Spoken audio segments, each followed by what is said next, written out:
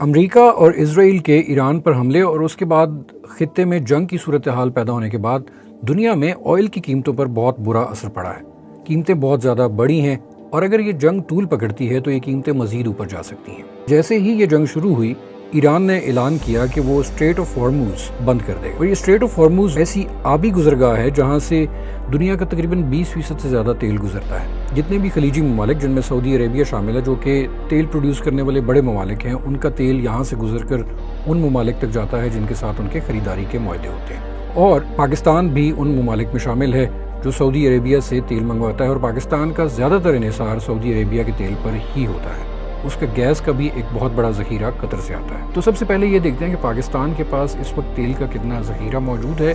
اور کیا اسے قلت کا سامنا ہو سکتا ہے۔ پاکستان میں oil and gas regulatory authority اس بات کی ذمہ دار ہے کہ پاکستان میں ایندھن کی بلا تعطل فراہمی کو ممکن بنایا جائے۔ انہوں نے بی بی سی سے بات کرتے ہوئے بتایا کہ پاکستان میں اس وقت تقریباً 28 دن کا ذخیرہ موجود ہے۔ انہوں نے یہ بھی بتایا کہ ان کے پاس ایل پی جی گیس کے بھی 12 دن کے ذخائر موجود ہیں، اور گیس پر ان کو اس لیے پریشان ہونے کی ضرورت نہیں ہے کیونکہ پاکستان کے اپنے بھی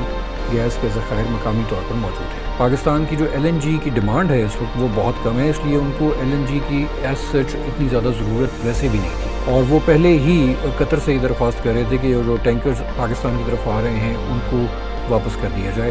اور اگر یہ ایل این جی قطر سے نہیں آتی، جو کہ ابھی نہیں آ رہی، تو اس سے کوئی بہت زیادہ نقصان نہیں ہوگا۔ اب اگر جنگ طول پکڑتی ہے اور 1 ماہ سے زیادہ جاتی ہے تو اس وقت پاکستان کو مشکلات کا سامنا کرنا پڑ سکتا ہے، اور اس کی وجہ یہ ہے کہ پاکستان اپنی انرجی نیڈز کے لیے زیادہ تر امپورٹس پر ریلائی کرتا ہے، اور امپورٹس میں وہ سب سے زیادہ تیل سعودی عربیہ سے امپورٹ کرتا ہے۔ اسٹریٹ آف ہارموز اسی طرح بند رہتی ہے تو کوئی ٹریفک وہاں سے نہیں آ رہی ہوگی، اس لیے پاکستان سعودی عربیہ سے وہ تیل نہیں لے پائے گا۔ کیا سعودی عربیہ سے تیل منگوانے کا کوئی متبادل راستہ بھی موجود ہے؟ تو ماہرین یہ کہتے ہیں کہ جو دوسرا راستہ ہے وہ یہ ہے کہ سعودی عربیہ نے ایک 1200 کلومیٹر لمبی لائن بچھا رکھی ہے جو کہ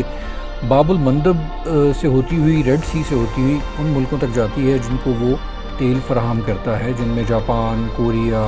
چین اور باقی کچھ ممالک جو ہیں وہ شامل ہیں۔ تو پاکستان یہ بندوبست کر سکتا ہے کہ اس پائپ لائن کے تھرو جو تیل جا رہا ہے وہاں سے تیل لینے کا انتظام کیا جائے، اور اس سے پاکستان اپنی تقریباً 20 سے 25% یا اس سے زیادہ کچھ ضروریات پوری کر سکے گا۔ لیکن ماہرین کا یہ ماننا ہے کہ اس میں بھی ایک پرابلم ہے، کیونکہ یہ باب المندب جو ہے یہ وہ ایسی جگہ ہے جہاں پہ حوثی جنگجوؤں کا خطرہ موجود رہتا ہے، اور یہ جگہ سیکیور نہیں ہے۔ اور دوسرا پرابلم یہ ہے کہ اس پائپ لائن کے تھرو پاکستان کو تیل نارمل حالات میں سپلائی نہیں کیا جاتا، اس کے لیے پاکستان کو خصوصی بندوبست کرنا پڑے گا، اور اگر یہ تیل پاکستان آ جاتا ہے تو اس سے بھی پاکستان کی مکمل ضروریات پوری نہیں ہو پائیں گی۔ تو اب اس کے اوپر ایک نظر ڈالتے ہیں کہ پاکستان کے پاس آلٹرنیٹ بندوبست کیا ہے۔ اگر وہ سعودی عربیہ سے یا اپنے یوزول سورسز سے تیل نہیں منگوا پاتا تو اس کے کئی آپشنز اس کے پاس موجود ہیں۔ پاکستان نے کچھ عرصہ قبل امریکہ سے بھی تیل منگوایا، اس سے پہلے اس نے سنگاپور سے اور نائجیریا سے بھی کچھ تیل منگوایا۔ پاکستان اگر کروڈ آئل منگواتا ہے تو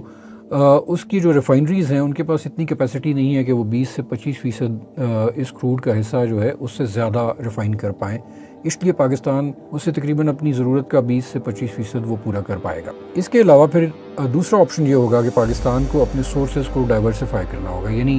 اسے ان سورسز سے ہٹ کر کچھ اور ملکوں کی طرف دیکھنا ہوگا جہاں سے وہ آسانی سے تیل منگوا سکتا ہے۔ اس کی جو دوسری ڈاؤن سائیڈ ہے وہ یہ ہے کہ یہ تیل اس کو زیادہ مہنگا پڑے گا، کیونکہ اس کے اوپر اسے زیادہ پریمیم ادا کرنا پڑے گا۔ اب ظاہر ہے جب قیمتیں بڑھیں گی تو اس کا اثر براہ راست عام آدمی کے اوپر پڑے گا، تو اس کا ایک ٹرکل ڈاؤن ایفیکٹ ہوگا جو کہ انڈسٹری کے اوپر بھی ہوگا، جو کہ فوڈ چین کے اوپر بھی ہوگا، اور جو کہ ٹرانسپورٹ کا جو سیکٹر ہے اس کے اندر بھی نظر آئے گا، اور اس کی وجہ سے ہوگا یہ کہ پاکستان میں انفلیشن بڑھ جائے گی۔